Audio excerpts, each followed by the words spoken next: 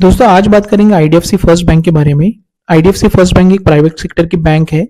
ये bank normal banking services जैसे कि current account, saving account, recurring deposit, fix deposit, loan provide करना जैसे कि personal loan, home loan, two wheeler loan, motor loan और educational loan और credit card facility, ATM facility provide करती है।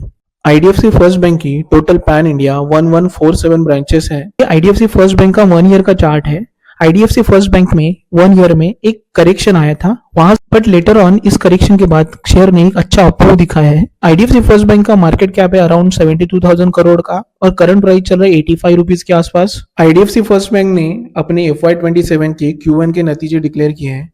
उसमें रेवेन्यू एंड स्पेशली प्रॉफिट में drastic growth हुआ है। मार्च 26 के कंपैरिजन में प्रॉफिट में 3x ग्रोथ हुआ है और जून 25 के कंपैरिजन में देखें तो प्रॉफिट में 2.5x से ग्रोथ हुआ है। आईडीएफसी फर्स्ट बैंक के gross NPS and net NPS over the period gradually decline हो रहे हैं। नॉन प्रॉफिटेबल एसेट कंपनी से के बुक से कम होना मतलब कंपनी के एक्सपेंसेस कम होते हैं और कंपनी के प्रॉफिट बढ़ते हैं। दोस्तों आईडीएफसी फर्स्ट बैंक के रिजर्व्स बढ़े हैं, उसी तरह से कंपनी के डिपॉजिट्स भी बढ़े हैं, बैंक में डिपॉजिट बढ़े हैं और कंपनी के बोरोइंग कम होते हैं। बोरोइंग कम हुए इसका रीजन हो सकता है कि कंपनी के पास डिपॉजिट बढ़े हैं। कंपनी का मेनली बिजनेस जो होता है वो लेंडिंग का होता है, तो कस्टमर को देने के लिए कंपनी के पास इनफ फंड्स हैं जो डिपॉजिट के थ्रू आते हैं, तो कंपनी को थर्ड पार्टी फंड्स का जरूरत नहीं पड़ता, इसलिए कंपनी बोरोइंग्स कम कर रही है। उसी तरह से देखें तो कंपनी के लोन्स एंड एडवांसेस बढ़े हैं।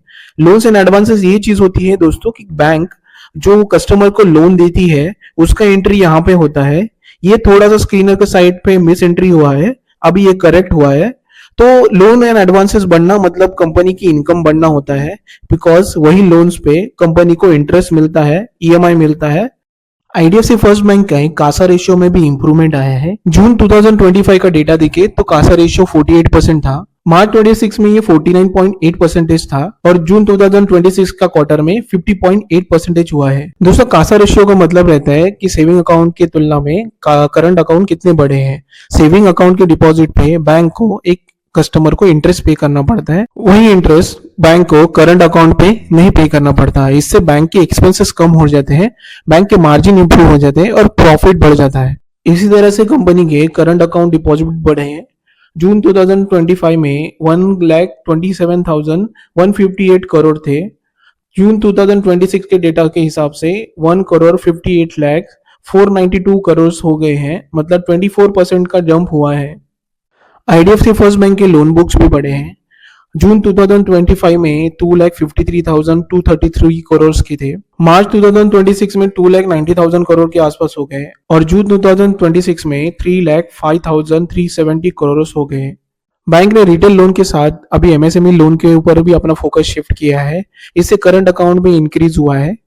सिंस दिसंबर 2025 एफआईएस ने इस बैंक में अपना स्टेक बढ़ाया है। जब भी एफआईएस अपना इंडियन मार्केट से स्टेक घटा रहे थे तभी इस बैंक में एफआईएस ने अपना स्टेक बढ़ाया है। डीआईएस का भी अच्छा खासा इन्वेस्टमेंट है, थोड़ा बहुत इन्वेस्टमेंट गवर्नमेंट का भी है। ओवरऑल इस बैंक का फ्यूचर बहुत ही अच्छा लग रहा है, तो इस स्टॉक को जरूर स्टडी करें दोस्तों। ये कोई इन्वेस्टमेंट रिकमेंडेशन नहीं है, ये video only for educational and information purpose के लिए है। कोई भी इन्वेस्टमेंट डिसीजन लेने से पहले अपनी रिसर्च, अपना एनालिसिस जरूर करें।